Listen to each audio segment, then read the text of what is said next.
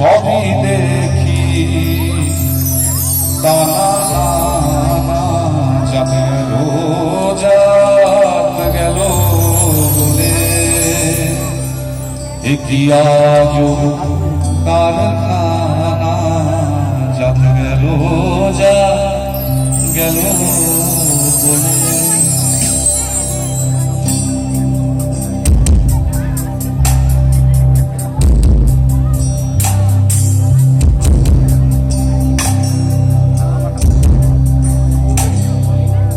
আসবার কালে কি জাত ছিলে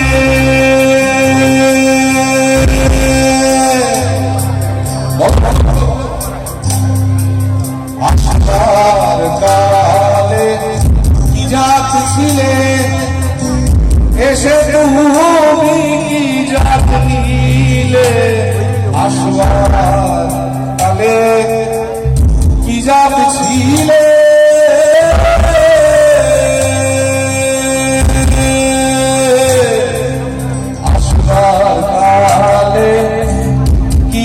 ছিলে এসে তুমি কি জাত নিলে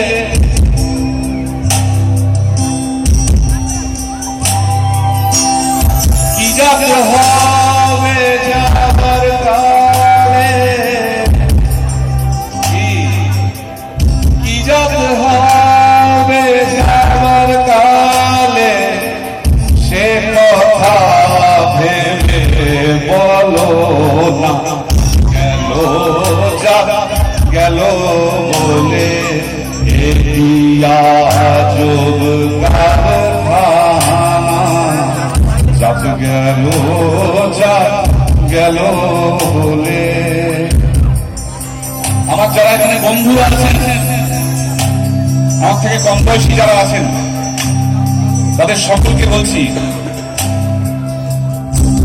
আবার মাথায় রাখবেন, আমাদেরকে যথেষ্ট লড়াই করে বেঁচে থাকতে হবে এবং সেই লড়াইয়ের মন্ত্র যেন একটাই হয়, কে ভট্টাচ, কে দাস, কে ঘোষ, কার অন্য কি পদবী, কার অন্য কি ধর্ম, সেটা দেশ এটা নয়। এই দেশটার নাম ভারতবর্ষ, এখানে সবাই এক। আমরা ছোটবেলা থেকে এইসব শিখেই বড় হয়েছি, এত সহজে ওসব ভুলে যেতে পারবো না দাদা। প্রচুর লোক রক্ত ঝরিয়েছে এই দেশের জন্য, এই বাংলার মাটির জন্য। আমার স্কুলের টিচাররা কথা বলতে বলতে মুখে থুতু উঠে গেছে এসব শেখাতে শেখাতে। অত সহজে শিক্ষা ভোলা যাবে না, দয়া করে তোমরাও ভুলো না। ব্রাহ্মণ চণ্ডাল চামার মুচি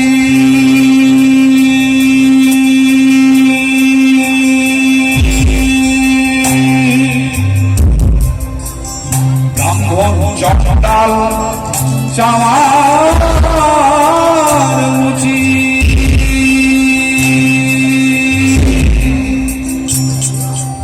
এক জলে হয় সুচি।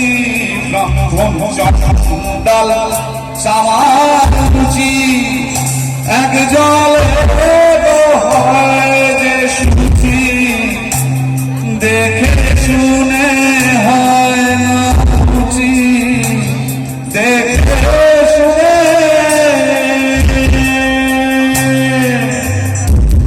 দেখে শুনে হয় না রুচি। জমে জমরা জমে তো কাউকে ছাড়বে না, গেল যা গেল বলে আজব কারখানা গেল যা গেল বলে। যখনই এই ধরনের কোন বিভাজনের শিক্ষা আসবে তখনই লালন সাঁইয়ের কথা মনে করবেন। লালন সাঁই কি লিখে গেছে? লালন সাঁইকে নিজের গান গাওয়ার জন্য, নিজের কথা প্রতিষ্ঠা করার জন্য অনেক লড়াই করতে হয়েছে। যে সমাজে সে গান লিখেছে, যে সমাজে সে গান গেয়েছে, সে সমাজে অত সুবিধে ছিল না। তবু একটা লোক বুক ঠুকে লিখেছে, ও বনে যে বেশ্যার ভাত খায়,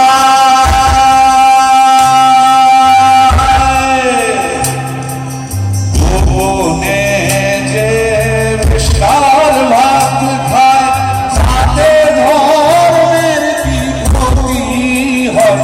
গোপনে যে বেশ্যার ভাত খায়, তাতে ধর্মের কি ক্ষতি হয়। লালন বলে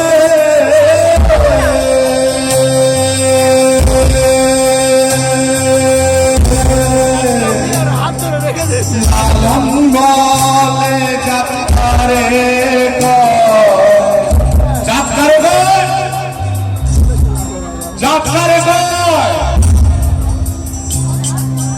লালন বলে যাত্রারে কয়, সে ভ্রমত গেল না, যাত গেল বলে যোগ যাত গেল বলে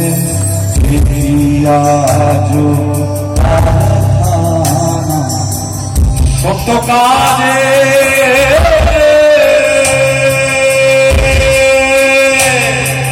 সত্য কাজে কেউ নয় রাজি, সত্য কাজে কেউ নয় রাজি, সকলেই দেখি কানা যাত গেল